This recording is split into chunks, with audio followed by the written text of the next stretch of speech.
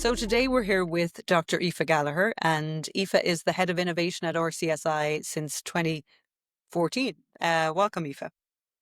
Hi, Anne. Really nice to be speaking to you today. Thanks for inviting me.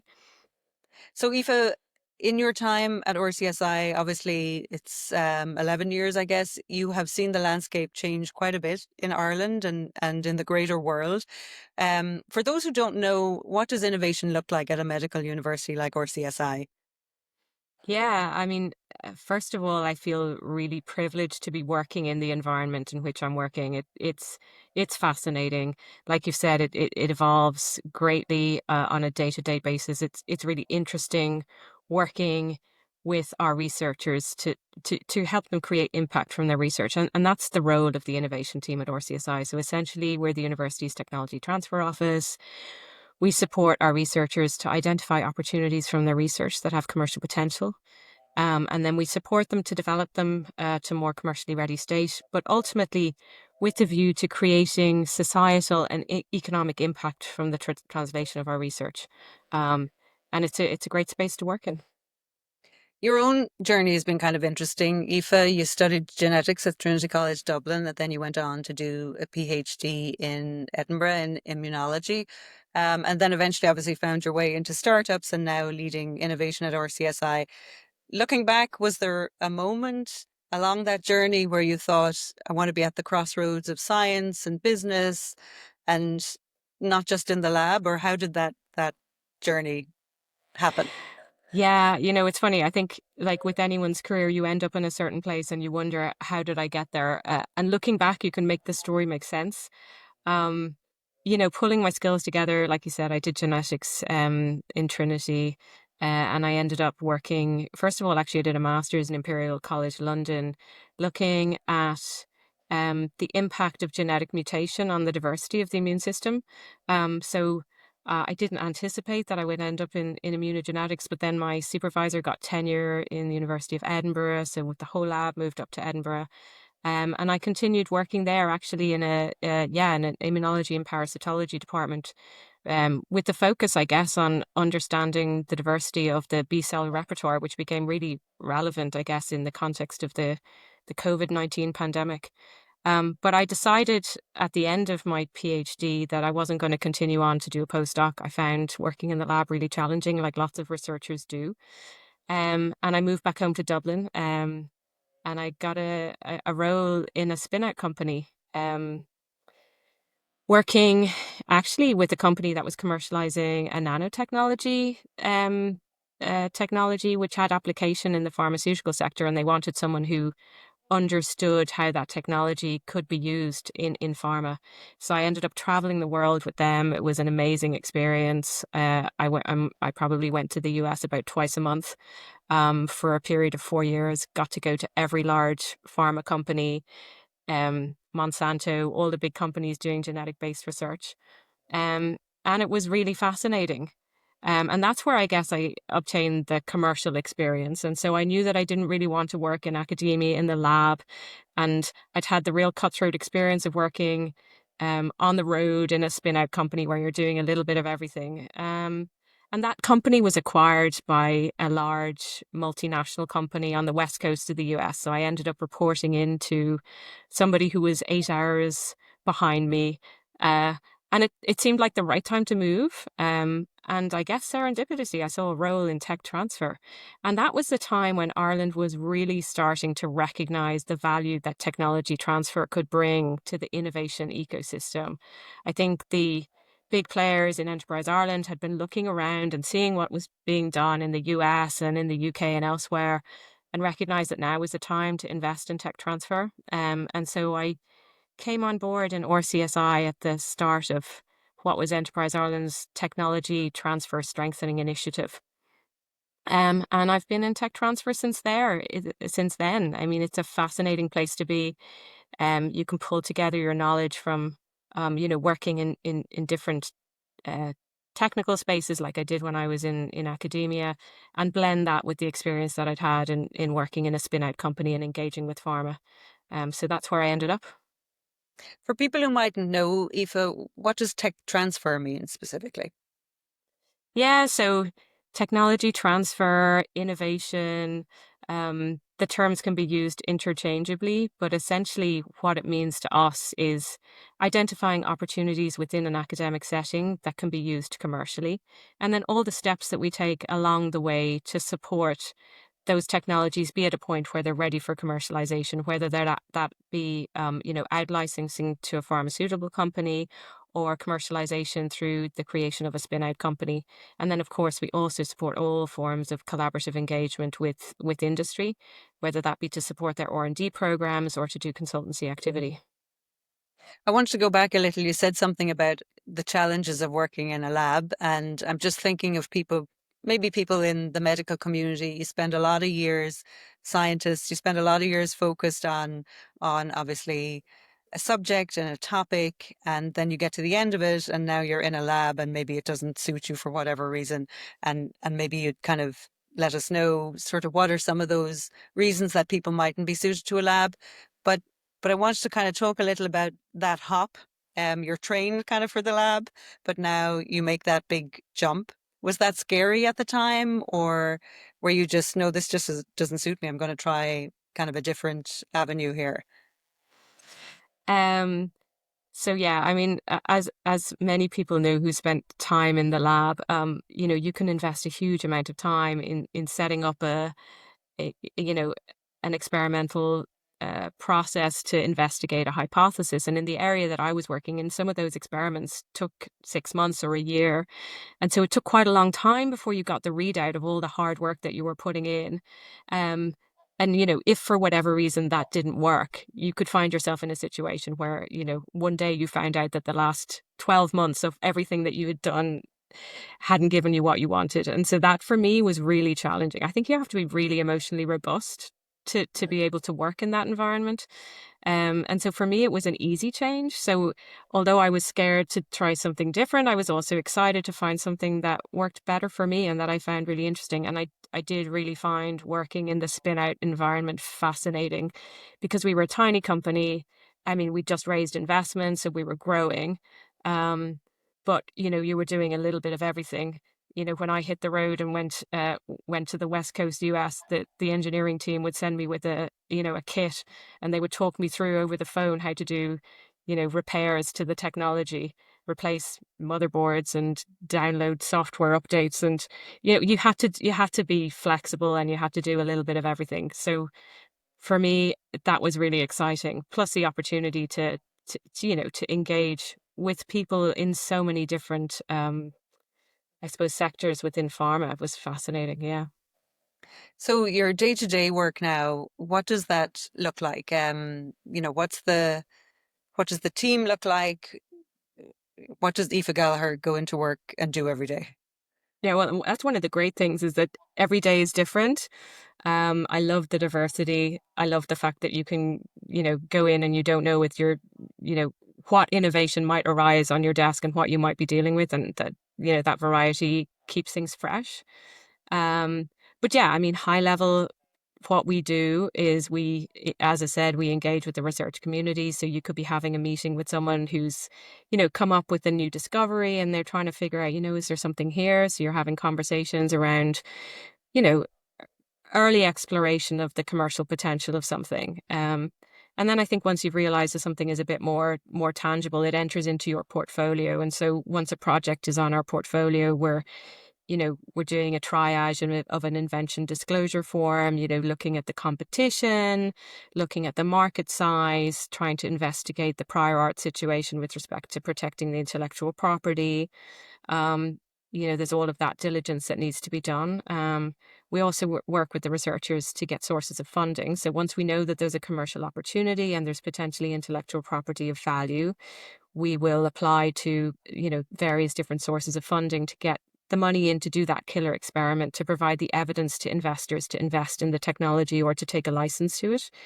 And so we work a lot with Enterprise Ireland. They provide funding here in Ireland through their commercialisation fund. We also are partners on the Research Ireland Accelerating Research to Commercialisation Programme.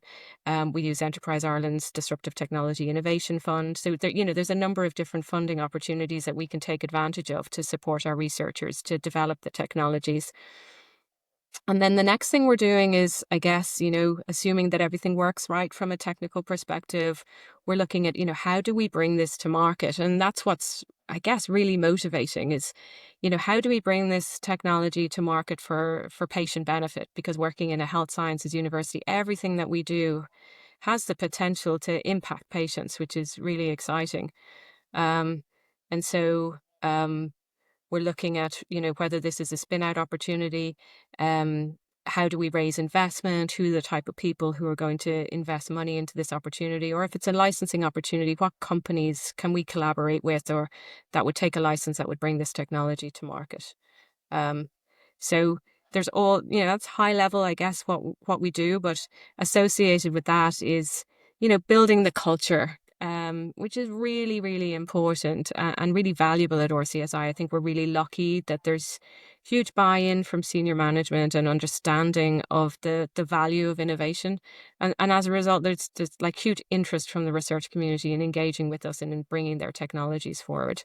Uh, which makes life makes life easier for us when everyone's happy to engage. And how many startups or ideas would you look at every year, Aoife, and how many would get past that initial conversation, I suppose, to a pilot? Yeah, it's a good question. Um, so yeah, like all technology transfer offices, we have metrics and key performance indicators, and we track all of our activity. So we would triage in the region of 15 to 20 formal invention disclosures, but we would have multiply more conversations with researchers around, potential ideas before they would even get to that stage. Um, and then I guess about a third of those would probably progress to patent filing. We don't necessarily file the patent on it the year that the invention comes in, so there's no direct correlation, but we would file in the region of a third of that number of patents. And then we would have a portfolio of a similar size of commercialization fund grants or grants with projects with IP to bring forward to the next stage. Then when it comes to spin out companies, we do in the region of one or two a year. So again, I guess the number goes down by about a third. So it's a third, a third, a third looking at it. Mhm. Um, and then we would do in the region of 30 industry collaborations a year. So we're very active in terms of our collaborative portfolio with industry. And actually, when we compare our activity as benchmarked against the other universities in Ireland last year, we had the highest number of industry collaborations in proportion to our size. So we pride ourselves, I guess, on being really proactive and being able to turn things around quickly and effectively. So if I'm a researcher or a clinician or even maybe a student at RCSI, and I've spotted a problem or I've a light bulb moment, what would my first step be? Where would I go? Yeah, first step we always say just reach out, have a call, meet us, have a coffee, either myself or one of our team. And I think that's what people know to do. I mean, I was mentioning culture building there. It's really important that people know that we have an open door, that they can come to us, ask us questions, they can come to any of our events. So yeah, we run a quarterly innovation seminar series where we get exciting speakers in to talk about their journeys, either through creating a spin out company or collaborating with industry. Um, we also have a training series that we invite all of the research community to come to learn about this. But I think when it comes to, having a specific conversation around a project, there's nothing better than just reaching out and, having a meeting to tease out what the specifics are and to understand how we can help. And do ideas need to be well formed, or are you open to early stage thinking? Absolutely. We take everything. So everything that comes across our door is part of our potential portfolio. And we love to see things early. We love to be able to provide advice, to let people know around the important things to think about, like, not disclosing your ideas in a poster too early, because then that impacts on patentability, of course. And so the earlier the people engage with us, the better, the more we can help them, the better we can tee them up to the kind of key milestones in thinking about funding and IP protection and all of those key steps in the pathway. And of course, you also have to keep obviously an eye on the commercial angle of any idea that comes to you. What makes you decide if something, or how, what helps you decide, I suppose, if something has commercial potential? What are the sort of signals that you look for? Yeah, so I mean, I guess it's actually quite a formal process that we go through in terms of commercial assessment, and we have a commercial assessment standard operating procedure that we would follow. So what you're talking about doing is primary and secondary market research. So you're looking at market reports to assess the size of the market, to look at trends, to see movement in the landscape, to see any barriers. Then it's really important, of course, to engage with key opinion leaders. So we will have conversations with key clinicians in the space. We'll also engage with industry experts. And we use, if we think that something is really going to move forward and be suitable for funding, we'll take advantage of the Enterprise Ireland Commercial Case Feasibility Grant, which allows us to hire an external consultant to do additional work for us, and to properly try out and assess the market. And so that's when we get a real tangible feel about whether this is suitable to bring forward to grant application. And if an idea shows promise, what is that journey like, from early stage concept to developed and maybe even spun out? Or what's the timeline on something like that, if you can keep. Yeah, I mean, we see a broad church of innovations. We see quite a variety. So because we're in the health tech space, we see therapeutics, medical devices, digital health innovations, improvements in healthcare delivery, and they all have, quite a different journey in terms of technical development, in terms of regulatory requirements, and I suppose, development timeframes.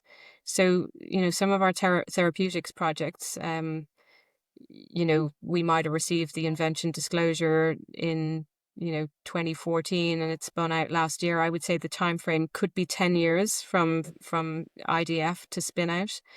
It's a little shorter for medtech, and shorter again for digital health innovations. I would say closer to maybe 4 years for digital health, but that's the kind of time frame. It's, I would say, 4 to 10 years. So you mentioned earlier about being emotionally robust in the lab. It sounds like founders would need to be pretty emotionally robust too, based on all of that. What have you seen sort of in your 10, 11 years in this role? What makes a good founder? Um, what are the kind of red flags? Yeah. So, the founding team is critical. They're going to work together. They need to have a chemistry. They need to have strong communication. They need to trust each other. They need to be absolutely aligned on the goals for the company. And so we'll start with our academic founder or our academic co-founding team. They're the researchers in RCSI who developed the technology and are, planning on spending some time in the company or having a future role in the company. And then we match them with a commercial co-founder. So we'll bring in a commercial lead. We'll normally embed them in the final year of the project. So they're working with the team for about the last year pre-spin out. And that's when they get the opportunity to build a relationship, um, and I guess to understand how they're going to work together and to agree critical terms on the founders agreement and the cap table and make sure that everyone is aligned. Um, so we would have an interview process in order to, select people. We go out to market and we'll interview and we'll recruit people that way. Um, so we do have the opportunity to formally, I guess, test people, but you can never figure out how that chemistry is going to work, and it's really down to how the founding team get on and how they work together. So yeah, I would say when the relationship breaks down, that's a big red flag, but you can't predict that in advance. Mm. Is there a breakdown of the sort of folks who end up at the innovation hub in terms of the founders? Are they scientists or physicians or researchers or people off the street? Like, what does that breakdown look like? Yeah, so I guess our role is to support RCSI's researchers and the clinicians in RCSI's associated hospitals. And so we have, a lot of translational researchers who are, biomedical scientists developing, or understanding biochemical pathways. We also have people with med tech backgrounds looking at bioengineering. Um, and then most of our scientific researchers will collaborate with the clinicians in our associated hospitals. And so they'll have understood the needs of the patient through that like really valuable collaboration with the clinician. But as I said, we also support the clinicians directly. So any of the clinicians in our associated hospitals or those that have honorary research or academic affiliations with RCSI are very welcome to engage with us and to talk to us about their ideas, and we'll support them like one of our own. And you're right, we also get people coming to us who we haven't worked with at all and who have no association with RCSI. And they're wondering if we can help them with an idea that they have. And absolutely, the answer is maybe. And so what we do is we'll have a look at the idea. We'll have a conversation with them. We'll see how that's matched with RCSI's expertise and the expertise of our research community, and see if it makes sense to bring that external IP in as a project. And we would call that a spin-in opportunity. So that you spin the opportunity in, you develop it through state funding with a view to spinning it out at the end of the program. And so we have about 3 or 4 active spin-in opportunities at the moment where people would have come to us from outside.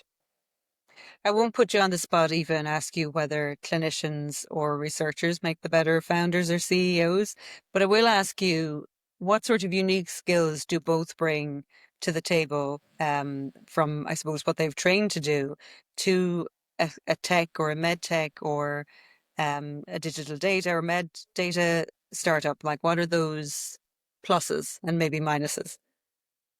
Yeah, so I mean, we would always match our academic co-founder with a commercial co-founder, and so I think it's rare that someone from the or CSI research or clinician community would actually become the CEO, because I think everyone is better off focusing on their lane and what they do really well.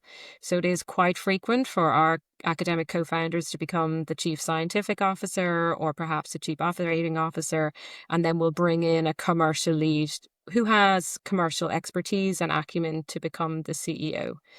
But in terms of who's better at coming up with innovative ideas, I think they can come from both places. The clinicians are really, really well placed because they're, at the interface of patient interaction. They really get to see what the patient needs are and to understand where the gaps are. And I think collaborating with scientists to find the technical solution to fill the gap is kind of critical. And that's RCSI's niche. We bring together clinicians and scientists with the clinical insight and the technical insight to solve a problem. Then we match that team with someone who has commercial expertise. And then ideally you've got the perfect team to lead a spin out opportunity. So that's the goal. That's how we like to see it work. And I think everyone has a strong place, a potential strong role to play in that picture. And do people, like a lot of people, I suppose that's their baby, that's their idea, and they maybe want to run the show, but that's maybe then not a fit for CSI, right? Because you like to bring in that commercial team on the other side. Yeah, actually, we don't find that. I mean, in our experience, our academics are really keen to focus on what they love, which is the technical scientific development. And so I think people generally recognize that they're not, they haven't been through the leading company experience. And generally speaking, that's not an issue. They're really happy to bring in external expertise to help fit the picture. Um, so yeah, that's not been an issue for us. Well, you are kind of that bridge between industry and academia. What makes a good industry partner, or what are common pitfalls? Yeah, like for us, a good industry partner is one that's really aligned with the expertise of our organization, somebody who has identified a problem and has identified an RCSI researcher as being the kind of critical person to help solve that problem for them. And then you've got a natural fit. And from then on, it's really about shared goals and good communication and proper project management. And I think having an industry partner on board really helps that happen. Industry partners are experts at project managing a project and making sure that they get out of it what they need. And so yeah, we're delighted to have as many strong partners as we do. It's fantastic. About 10% of RCSI's research income comes from industry sources, so it's that important a component of what we do. For someone listening, Aoife, who maybe has an idea, someone at the university or outside, what's one piece of advice you'd give them? Well, obviously, I would say come talk to us. I would say we're really happy to meet with you and to understand what it is that you're doing and to see how we can help. The first thing I would say is, I guess be cognizant of the intellectual property asset that you may be nurturing. Don't disclose it too soon.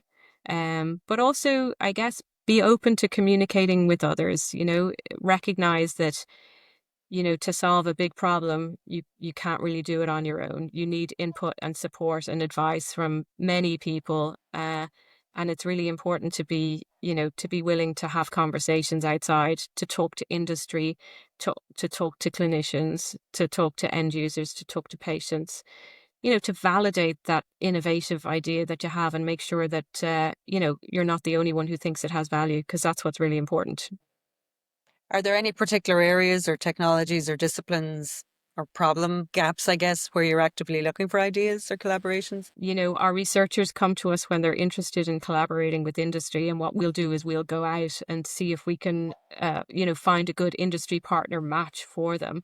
But it's somewhat driven by the expertise that our research community has, because we're best set at, solving problems that our researchers have expertise in.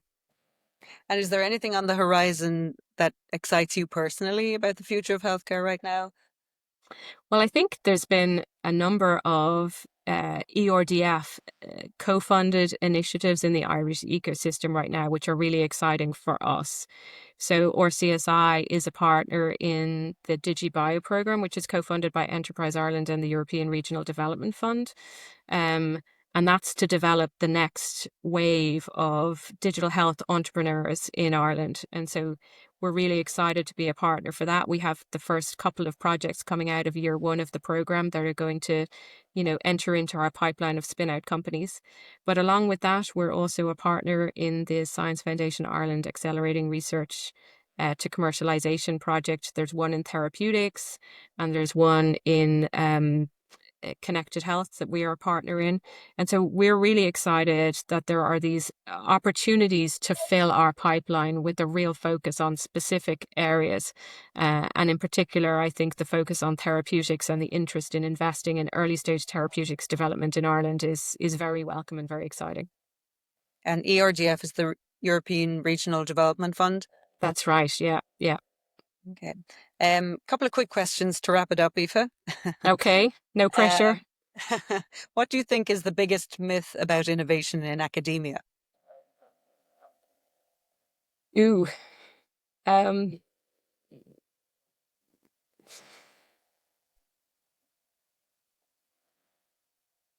I don't know. What's the biggest myth about innovation in academia? Um, I think sometimes there's a perception of, you hear people talk about professors in their ivory towers. I think things have moved on. Eh, I think the culture of innovation in academia is way more, forward thinking and welcome to collaboration with industry and to investment from the venture capital community than it has been for years. And certainly culturally in Ireland, all of our researchers are really thinking about the commercial potential of their research, which is really refreshing. What's the best and worst part of your job? So I guess there's two best parts. Some of the best part is having these fascinating conversations around early stage ideas and trying to understand how we can help. The other best part, which I love, is when you see those ideas go the whole way through the pipeline and all of the supports that we provide, and they come out the other side. So just last week, one of our spin out companies closed a €2 million funding round. It's just wonderful to see, an idea go from early stage inception to validation and investment, and to see them start to thrive. That's fantastic. Um, what's the worst side? Um, I guess none of this exciting activity comes without complexity. So there's always complexity around relationships. There's always complexity around, financing and intellectual property. And I guess one of the things that I find particularly challenging is early stage investment for spin out companies in Ireland is very challenging. We're a maturing ecosystem, and I guess it's a global problem, access to early stage investment, but it's something that uh, we really do find challenging and something that we'd love some help with. Yeah. So if you had a magic wand to solve one healthcare challenge, what would you fix first? Gosh, that's a really challenging question. I mean, how do you choose the value of one set of patients' problems over another? Um, and to be honest, that's one thing within tech transfer that I think we need to be really humble about. We're facilitators. We do our best to bring innovations forward, but we aren't the people with the key insights. And, I think we leave that down to our clinician scientists who really are the key innovators here. Okay. And then this is a question we ask everybody. What advice would you give your 20-year-old self? Wow. Yeah. I mean, that's quite a broad question, but I think um you have to just figure it's all going to work out. I think if I remember what I was like when I was 20, I was trying to envisage where everything would go. I was trying to create a path and put myself in a position where things might line up without even really knowing what I wanted to do and how I could create that path for myself. And that's when I think it's just really difficult. Um, but I think you have to leave some of it in the laps of the gods, and take opportunities when they arise and follow your gut and then look back and create a story and make it all make sense. I'm sure it will. Great. Thanks very much, Aoife. Thanks, Anne. Lovely talking to you.